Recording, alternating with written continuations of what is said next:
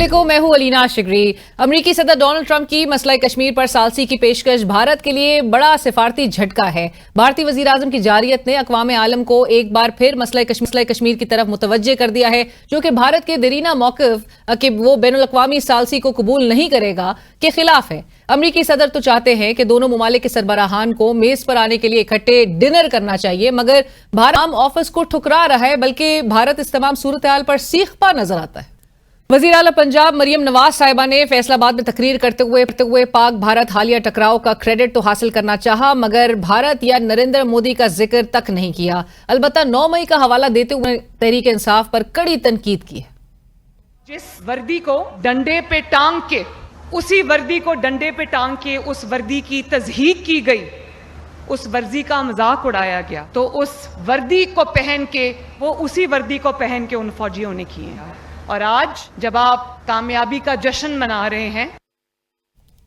खुद वज़ीर आला पंजाब बच्चों को नफरत करने से मना करती रही, मगर मौजूदा नाजुक हालात में दुश्मन को छोड़कर अपनों को तनकीद का निशाना बनाना हुकूमत को जेब नहीं देता, खासकर उस वक्त जब ऑपोजिशन आपको सीज फायर करने का कह रही हो। वज़ीर आला पंजाब मरियम नवाज समेत मुस्लिम लीग नून की दीगर क़यादत का कहना है कि पाकिस्तान ने भारत को जो मुंह तोड़ जवाब दिया है, उसकी सारी प्लानिंग नवाज शरीफ साहब ने की। तहम आज पसरूर छावनी के दौरे के दौरान वज़ीर आज़म शहबाज शरीफ ने army chief general Asim Munir थपकी देकर गवाही दी। इस पूरी जंग की प्लानिंग जनरल शहीद आसिम मुनीर ने की। इंतहाई दलेरी से, दानिशमंदी से मैं उसका जाती तौर पर गवाह हूं। JUIF के सरबराह मौलाना फजल रहमान साहब हालिया पाक भारत तनाज़े में नवाज शरीफ का किरदार कैसे देखते हैं? साबिक वज़ीर आज़म इमरान खान के साहिबजादों के इंटरव्यू ने सोशल मीडिया पर तहलका मचा रखा है। महज 24 घंटों में यूट्यूब पर 2 लाख से जायद और एक्स पर 1 करोड़ से जायद लोगों ने यह इंटरव्यू देखा है, मगर शायद इस इंटरव्यू के आफ्टर शॉक्स हैं कि अलसुब अडियाला जेल इंतजामिया अदालत पहुंच गई। दरख्वास्त तो मुस्तरद हो गई, मगर जेल इंतजामिया ने जो कुछ दरख्वास्त में लिखा है वो हैरान कुन है। जेल इंतजामिया ने मौजूद अदलिया के गुज़िश्ता ऑर्डर को ही गैर कानूनी किया। दरख्वास्त के मुताबिक सजा याफ्ता कैदी इमरान खान के हवाले से व्हाट्सएप कॉल और प्राइवेट डॉक्टर से तिब्बी मुआयने के अहकाम जारी किए गए, जो कि कैदियों के बुनियादी हुकूक, मसावात और इंसाफ के उसूलों के मुताबिक नहीं। आइन का आर्टिकल 25 तमाम शहरियों के लिए कानून के सामने बराबरी और कानून के यकसा तहफ़्फ़ुज़ की जमानत देता है। इस वक्त इस जेल में 93 गैर मुल्की कैदी मौजूद हैं, जो बैरून मुल्क मुकीम अपने प्यारों के साथ राब्ते के ख्वाहिशमंद हैं, लेकिन किसी को भी यह सहूलत मुयस्सर नहीं। जेल इंतजामिया ने दावा किया है कि पंजाब भर की जेलों से कैदी IG और DIGs जेल खाना जात को खतूत के जरिए दरख्वास्तें जमा करा रहे हैं कि मज़कूरा कैदी नाजायज और गैर जरूरी मराहत से लुत्फानंदोज हो रहा है। इस इम्तियाजी सलूक के बायस कैदियों में शदीद मायूसी पाई जाती है। PTI खुद इस इंटरव्यू के बाद तज़ब्ज़ुर का शिकार नजर आ रही है। वज़ीर आला खैबर पख्तूनख्वा अली अमीन गंडापुर साहब ने रद्द-ए-अमल देते हुए कहा कि मालूम नहीं ये इंटरव्यू असल है या AI इससे बनाया गया। और नाज़रीन, इस वक्त हमें प्रोग्राम में ज्वाइन कर रहे हैं सेनेटर अली ज़फ़र साहब। आप पाकिस्तान तहरीक इंसाफ के पार्लिमानी लीडर हैं सेनेट में। सर अस्सलाम वालेकुम, thank you for joining us Ali Zafar साहब। आप क्या कहेंगे अली ज़फ़र साहब, जेल अथॉरिटीज का बाकायदा तौर पे इस किस्म की पिटीशन दायर करना क्या बता रहा है? ये जी, वो यही बता रहा है कि वो टॉर्चर करना चाहते हैं इमरान खान साहब को। और ये तो मुझे अच्छी तरह याद है कि बहुत बार नीचे ट्रायल कोर्ट में बहुत बार अदालत से रिक्वेस्ट की गई कि खान साहब का हक है कि वो अपने बच्चों के साथ बात करें, उनका हक है कि वो अपनी किताबें उन तक मुहैया हों और वो पढ़ सकें, क्योंकि उनको सॉलिटरी कन्फाइनमेंट में रखा हुआ है। उनको आम एक कैदी की तरह नहीं रखा कि वो फिर सकें इधर उधर, उनको एक ही कमरे में बंद कर दिया जाता है। तो इसलिए उनको अदालत ने फैसिलिटीज दी और कहा कि आप बातें करने दें उनको अपने बच्चों के साथ, आप उनको मिलने दें फैमिली के साथ, आप उनको किताबें और जो अखबार है वो मुहैया करें, जो एक बेसिक ह्यूमन राइट्स हैं, बेसिक इंसानी हकूक के तकाजे पूरा करती हैं ये चीज़ें।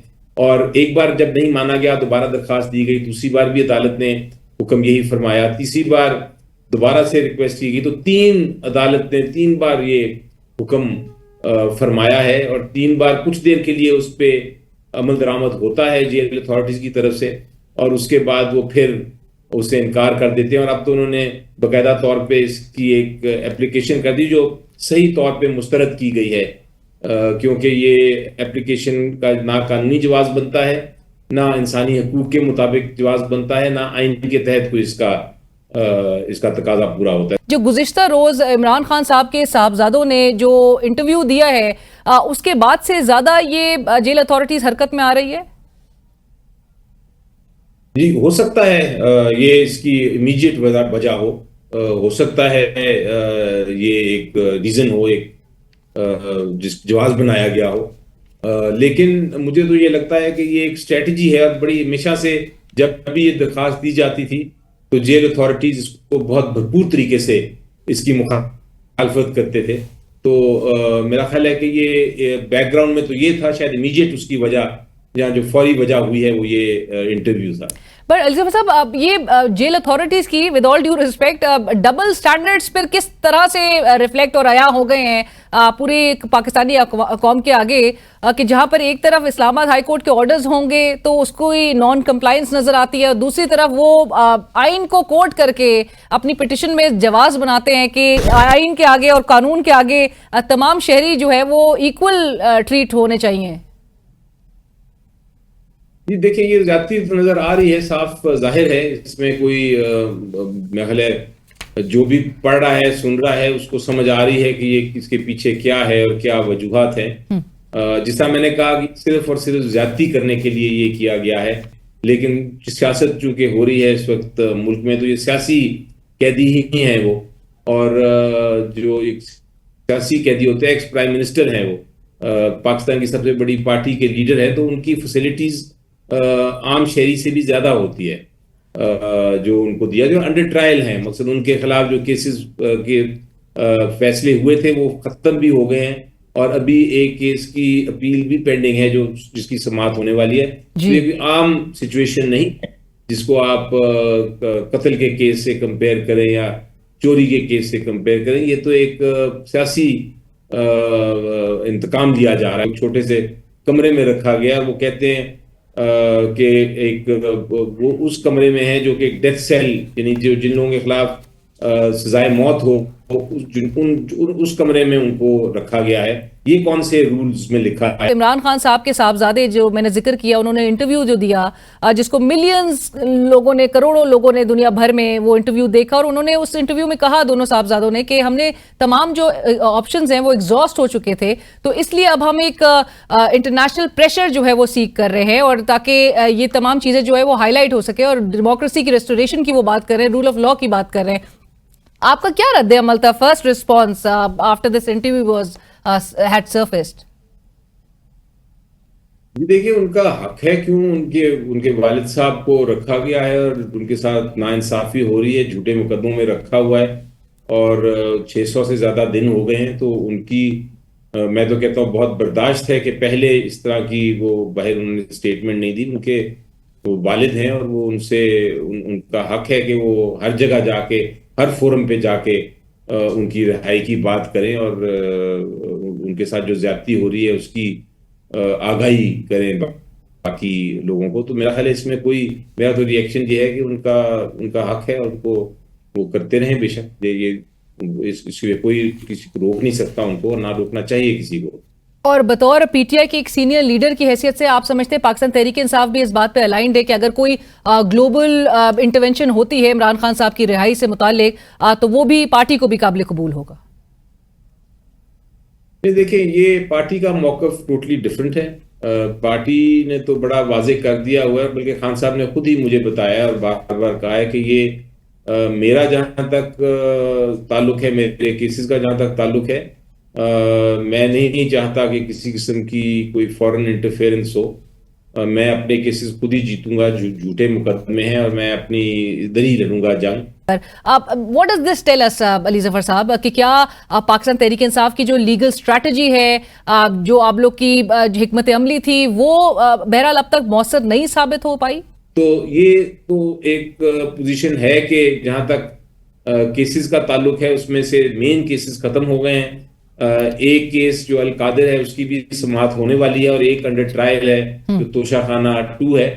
तो आप ये तो कह सकती हैं कि वो रिजल्ट नहीं है अभी तक, क्योंकि खान साहब अंदर ही हैं, जेल में हैं, लेकिन मुश्किलात को भी सामने देखना पड़ता है कि क्या लीगल टीम के सामने क्या क्या मुश्किलात कोशिश तो यही होती है कि हम एक सेंट्रलाइज्ड तरीके से चलें और काफी हद तक उसमें हम कामयाब भी हैं, लेकिन फिर भी ये एक आप दुरुस्त कह रही हैं कि वो रिजल्ट्स अभी तक नहीं आए हैं। बट अली ज़फर साहब, उम्मीद है कि इंशाल्लाह। राइट, बट आपको क्या लगता है कि पैरोल पर रिहाई की जो ये दरख्वास्त गई है, इसमें कोई चांसेस हैं, कोई उम्मीद नजर आ रही है आपको, या आप भी समझते हैं सलमान अकरम राजा साहब ने जिस तरह से कहा कि 0 चांसेस हैं?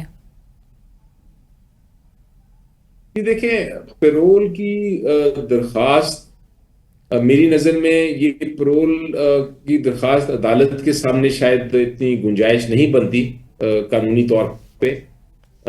एक अटेम्प्ट है, एक कोशिश है, लेकिन ये पैरोल का देना या ना देना ये एक और ही डिपार्टमेंट है, ये हुकूमत का काम है, और हुकूमत इस पे मेरी नज़र में हुकूमत को कम से कम एपीसी की हद तक, क्योंकि पैरोल मांगी जा रही है सिर्फ एपीसी की हद तक, कि एक ऑल पार्टीज कॉन्फ्रेंस बुलाई जाए जिसमें खान साहब कुछ घंटों के लिए शामिल हों, ताकि ये जो हिंदुस्तान ने हमारे ऊपर हमला किया हुआ है अभी तक वो लगे हुए हमें धमकियां देने। और हुकूमत का मौक़िफ़ क्लियर है अली ज़फर साहब, वो तो एपीसी बुलाना ही नहीं चाहते,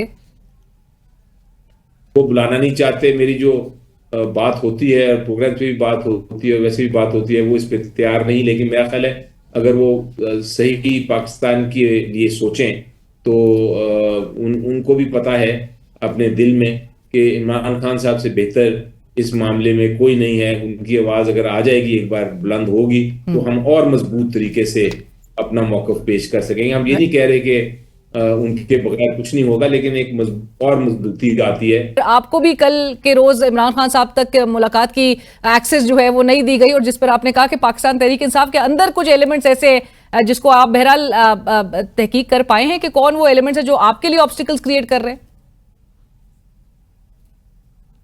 जी बिल्कुल, अभी मैं जब बताऊंगा आपको, जब पता चलेगा मुझे। अभी तक तो मुझे इन्वेस्टिगेशन ही हो रही है।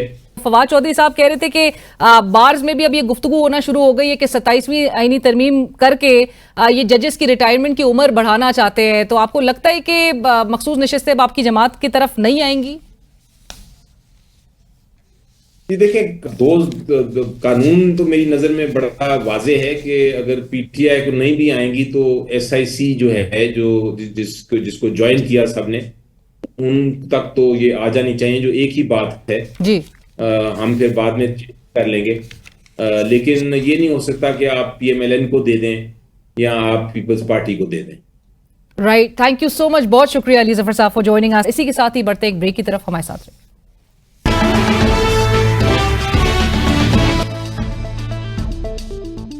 वेरी ऑनर्ड, हमें ज्वाइन कर रहे हैं एजाज अहमद चौधरी साहब, साबिक सेक्रेटरी खारजा, he is a seasoned diplomat, has extensive experience navigating Pakistan India relations. Aijaz साहब, अस्सलाम वालेकुम, such a pleasure to have you on the show sir.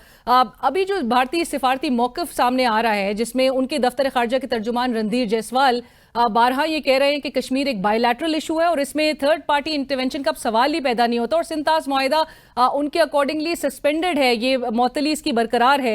इस सब को आप कैसे देखते हैं एजाज साहब, और इसको भारत को मुज़ाकरात की मेज पर लेकर कैसे आया जाएगा फिर?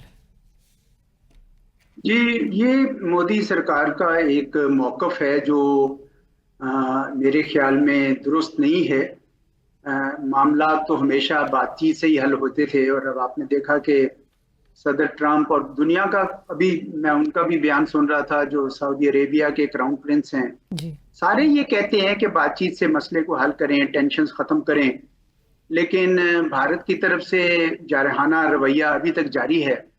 और ये एक अफसोसनाक अमर है, क्योंकि अब तो उनको खूबी अंदाजा हो गया है कि पाकिस्तान अगर वो अगर हिंदुस्तान जारहियत करता है तो पाकिस्तान जवाब दे सकता है और देगा। वो बार बार जो दुनिया भर में अपने काउंटर पार्ट्स को भी, डॉक्टर जयशंकर जिस तरह राब्ता कर रहे हैं, and there continuously focusing on the fact कि जी काउंटर टेररिज्म के लिए जीरो टॉलरेंस होगा, although we have all the dossiers and evidences of how they have created instability and Pakistan को डीस्टेबलाइज और ट्रिपल करने के लिए जो उनके इकदाम और कार्रवाइयां वो करवा रहे हैं। जी जी, टॉलरेंस के लिए तो हमारी भी जीरो टॉलरेंस है, इसलिए पाकिस्तान जंग लड़ रहा है टेररिज्म के खिलाफ। तो इस पे ये एज्यूम कर लेना बगैर तहकीक के, बगैर सबूत के कि पाकिस्तान ये करा रहा है हिंदुस्तान के अंदर, और तो ये मेरे ख्याल में बिल्कुल गलत है। अब एक पार्टी है, उसने ये फैसला कर लिया है कि नहीं जनाब, हम पाकिस्तान के साथ इसी किस्म का ही ताल्लुक रखेंगे, तो फिर हम भी मजबूर हैं अपने दिफा के लिए। दुनिया तो बहरहाल उनका बयानिया नहीं मान रही।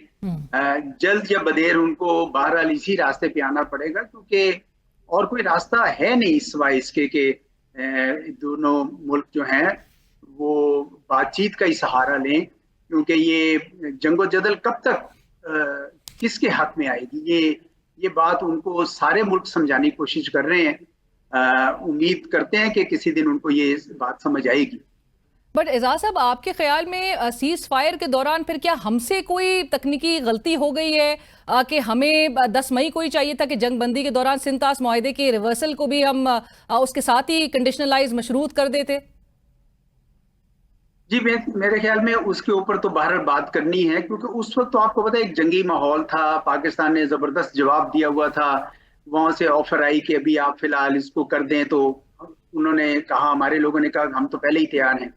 लेकिन ये जो पानी का मामला है, ये बहरहाल रखना होगा सबके सामने। खुसूसन अमेरिका ने जब ये ऑफर किया है तो उनके पास ये मामला लेके जाना होगा कि जनाब ये तो कोई तरीकाकार नहीं है, इसके ऊपर जंग दोबारा छिड़ सकती है, ये मामला ऐसा है। पाकिस्तान की नेशनल सिक्योरिटी कमेटी ने तो बाकायदा कहा है कि एक्ट ऑफ वॉर होगा ये अगर वो करेंगे। बिल्कुल। तो इस वजह से मेरे ख्याल में इसके ऊपर तो हमें सिफारती दबाव बढ़ाना पड़ेगा। पर एजाज साहब, कीपिंग इन माइंड कि जो वर्ल्ड बैंक जिसने ब्रोकर किया था ये मुआहिदा, उसके जो मौजूदा सदर हैं अजय बंगा साहब, वो इस वक्त and he is of Indian origin, he is at the moment he is in India. उन्होंने गुज़िश्ता रोज भी इंडियन प्राइम मिनिस्टर के साथ उनके रेसिडेंस पे मुलाकात भी की है। सो ये ऑप्टिक्स भी हमें क्या बता रहा है कि वर्ल्ड बैंक भी इसमें कोई इंटरवीन नहीं करेगा? जी, मैंने उनका इंटरव्यू सुना है, वो तो यही कह रहे हैं कि यूनिलैटरली यकतरफा तौर पर कोई भी मुआहिदा ये वाला मुअत्तल नहीं किया जा सकता, या दोनों मिलकर इसको खत्म करें या दोनों मिलकर नया मुआहिदा करें। तो लेकिन साथ में उन्होंने ये भी कहा कि हमारा काम, वर्ल्ड बैंक का काम सिर्फ सहूलतकार है, यानी फैसिलिटेटर है जी। इसका मतलब तो यही हुआ कि वो इसमें इंटरफेरेंस नहीं करना चाहते। ये जंग पाकिस्तान को खुद लड़नी होगी और साथ साथ अपनी दुनिया को भी ये बताना होगा कि जनाब ये पानियों का रोकना जो है ये पाकिस्तान को काबिल कबूल नहीं होगा। राइट। एजाज साहब, इस पूरे सिनारियो में वी हैव सीन जब सीज फायर तक आने से कबल भी सऊदी जो स्टेट मिनिस्टर थे वो पाकिस्तान का दौरा उन्होंने किया था। आपको याद है उससे कबल वो भारत में मौजूद थे। और फिर जो सीज फायर का क्रेडिट है वो एज अ ग्लोबल निगोशिएटर अमरीकी सदर डोनाल्ड ट्रंप साहब अपने सर जो है उन्होंने ये सेहरा जो है वो ज़रूर लिया। अब अमरीकी सदर जब सऊदी अरब के विजिट पे गुज़िश्ता रोज़ भी उन्होंने जो सऊदी बिजनेस काउंसिल है उससे खिताब करते हुए उन्होंने मार्को रूबियो से भी मुखातिब होकर एक ऑन अ लाइटर नोट ही सही उन्होंने कहा कि पाकिस्तान और भारत की जो लीडरशिप है उनको खाने पर ले जाते हैं, उनको डिनर पे ले जाते हैं। अब ये खाने की जो मेज है ये अमेरिका ही सजाएगा या आपको लगता है कि ये पाकिस्तान और भारत ही को मिलकर तय करना होगा? देखिए, अमेरिका ने ये एक ऑफर की है, हिंदुस्तान ने उसको रिजेक्ट किया है, लेकिन फिर भी अमेरिका ये महसूस करेगा कि ये तो किस किस्म का मुल्क है जो बातचीत भी नहीं करना चाहता। तो दबाव तो आएगा हिंदुस्तान के ऊपर इस मामले में अमेरिकी सदर की तरफ से। पर आपकी बात सही है कि सिर्फ अमेरिका फैसिलिटेटर नहीं था इसका, और भी मुल्क, सऊदी अरब भी कर रहा था, तुर्की भी, दूसरे भी कोशिश कर रहे थे। तो पाकिस्तान ने उन तमाम मुल्कों का भी एक लिहाज से खैरसगाली का शुक्रिया अदा किया है, क्योंकि पाकिस्तान भी ये चाहता है कि दुनिया को पता चले कि देखें हमारा बड़ा रीजनेबल है मौक़िफ़ हमारा, और हिंदुस्तान का बहुत ही अनरीजनेबल है। आहिस्ता आहिस्ता अमेरिका को भी ज्यादा एहसास होता जाएगा कि हिंदुस्तान बहुत ज्यादा हठधर्मी दिखा रहा है, तो ये दबाव तो हिंदुस्तान पे बढ़ेगा। And like you mention Ejaz साहब, सऊदी अरब का जो इमर्जिंग रोल अब नजर आ रहा है, और ये जो सीज फायर का आपने जिक्र किया इसमें तो बाकायदा अब कहा जा रहा है कि बैकग्राउंड होमवर्क भी सऊदी अरब प्लस यूनाइटेड किंगडम बरतानिया ने इसका एक बैकग्राउंड होमवर्क किया था। अभी जिस तरह अमरीकी सदर के दौरे के दौरान भी वो जिस तरह से उनको होस्ट कर रहे हैं, फिर अमरीकी सदर का अनाउंस कर देना कि सीरिया पर से जो सैंक्शंस हैं, पाबंदियां हैं, उसको ख़त्म करने का ऐलान, जिसको बड़ा एक्नॉलेज भी किया मोहम्मद बिन सलमान ने। आपको लगता है कि सऊदी अरब अगेन जो बैकग्राउंड होगा, इस ये जो होमवर्क होगा पाकिस्तान और भारत के दरमियान जो ताल्लुकात हैं और मुज़ाकरात हैं, इसमें भी ये कुछ सालिस का किरदार अदा कर सकता है, या फिर अमेरिका खुद ही इस चीज़ को लीड करेगा? आपको पता है कि भारत सालिस का किरदार नहीं चाहता कहीं से भी, जी। तो इसलिए वो तकरीबन हर जगह ही रेजिस्ट करेगा। वरना सऊदी अरब तो हिंदुस्तान के साथ भी अच्छे ताल्लुकात हैं, पाकिस्तान का तो बड़ा पुराना देरीना दोस्त है, तो वो अगर किरदार करना चाहे तो कर सकते हैं। ये सारे वो चाहते हैं मुल्क जो समझते हैं कि हमारा जो खित्ता है, सब कॉन्टिनेंट, ये उसी सूरत में पुरअमन रह सकता है अगर आपस में दोनों मुमालिक पाकिस्तान और हिंदुस्तान कोई ना कोई राब्ता रखें। लेकिन बदकिस्मती से हिंदुस्तान की ये पोजीशन नहीं है। वो खुद ही इल्जाम लगाना चाहता है, खुद ही फैसला करना चाहता है, खुद ही उसके ऊपर कोई मिलिट्री एक्शन करना चाहता है। ये बहुत ही गैर मुनासिब किस्म का रवैया है।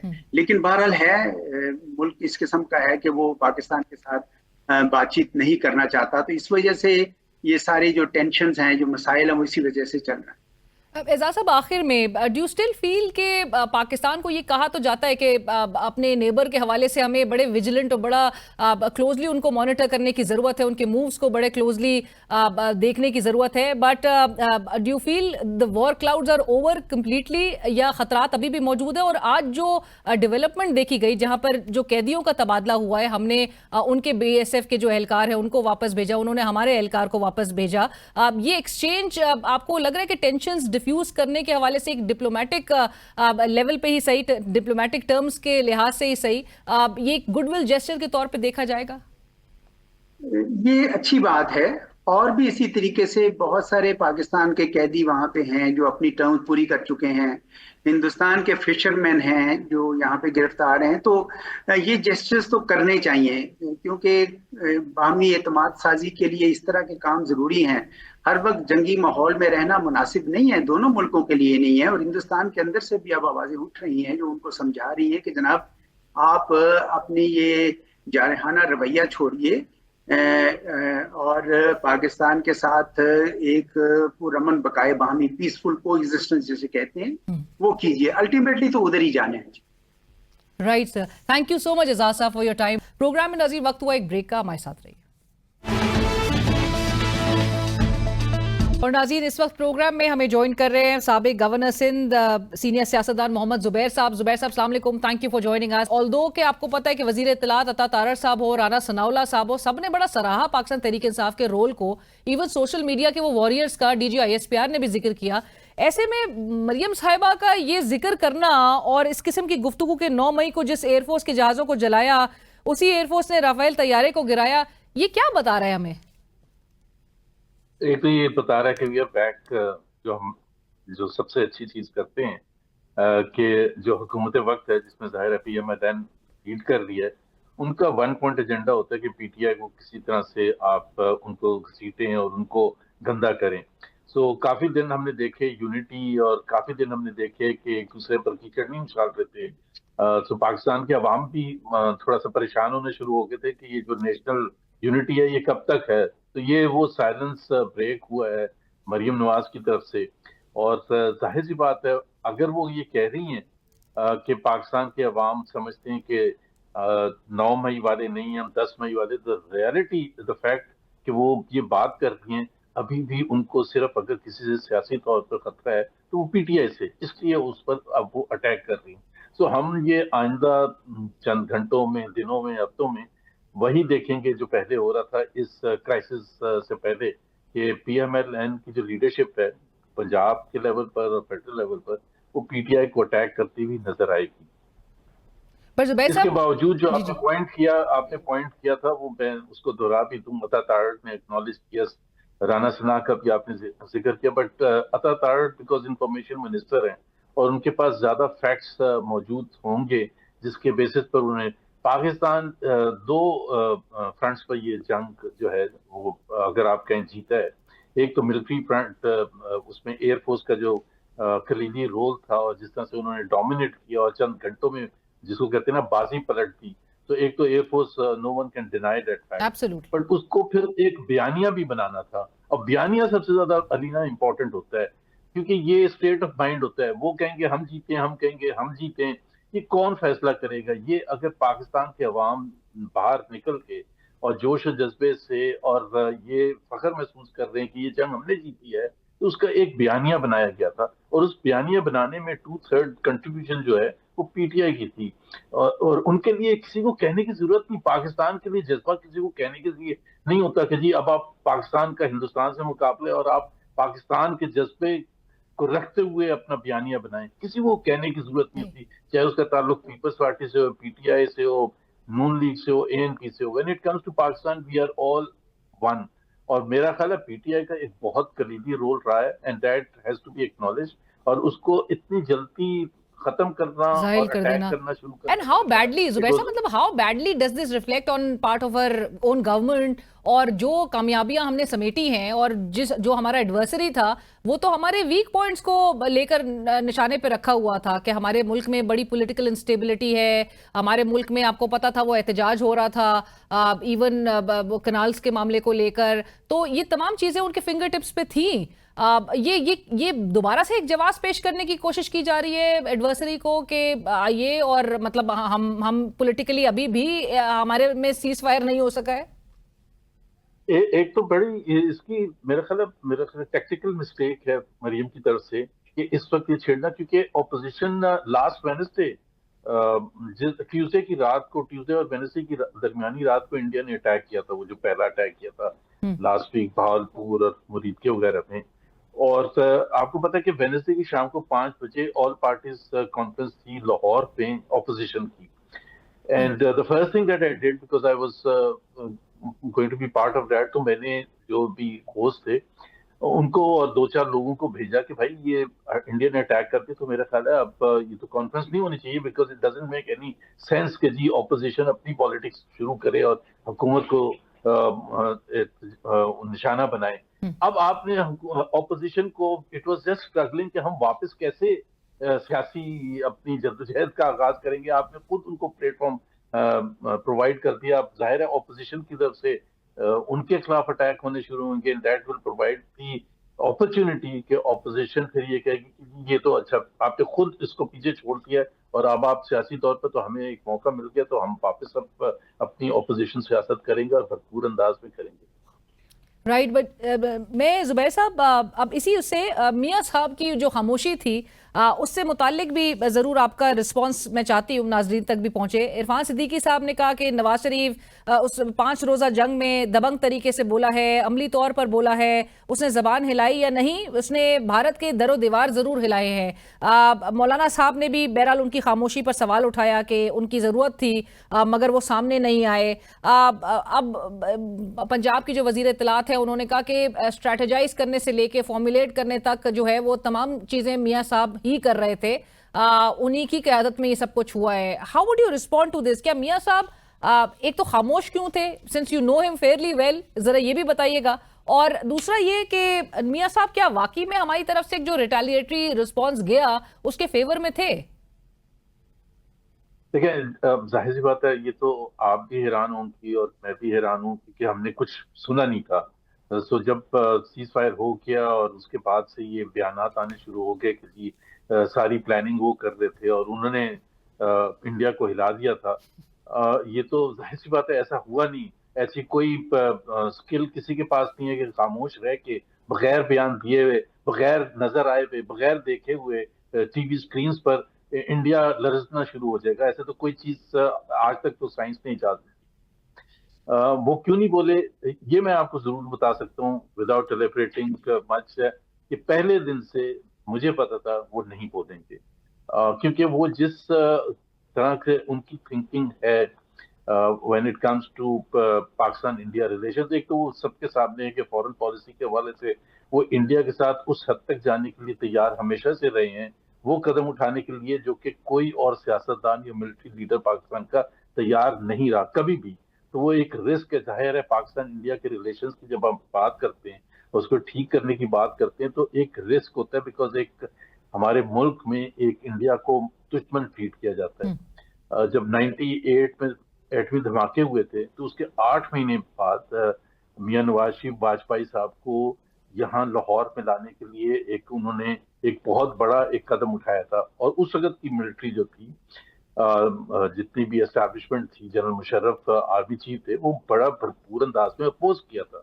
2016 में जब मोदी साहब एक अनस्केड्यूल्ड विजिट पर आए यहाँ, वो जाहिर है काबुल गए हुए थे, वहां से उन्होंने इंडिया वापस जाना था।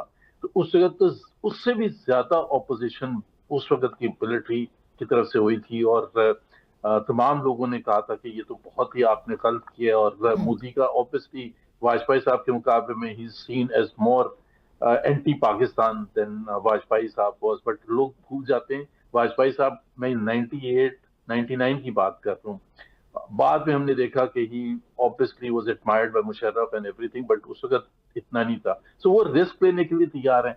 उनकी नजर में इस किस्म की इंडिया के साथ फ्लेयर अप होने से पहले मेरी मेरी थिंकिंग, जो मैं जितना उनको जानता हूँ, और मैं बहुत हद तक, and that is why I was convinced, वो नहीं बात करेंगे कि फ्लेयर अप ये बयानबाजी से और फ्लेयर अप होगा, और जो कि वो करने के लिए तैयार नहीं थे। और वो ये भी सवाल उठाने के लिए तैयार होंगे अंदर कि जी हम क्या एफर्ट कर रहे हैं behind the scenes to de escalate this thing.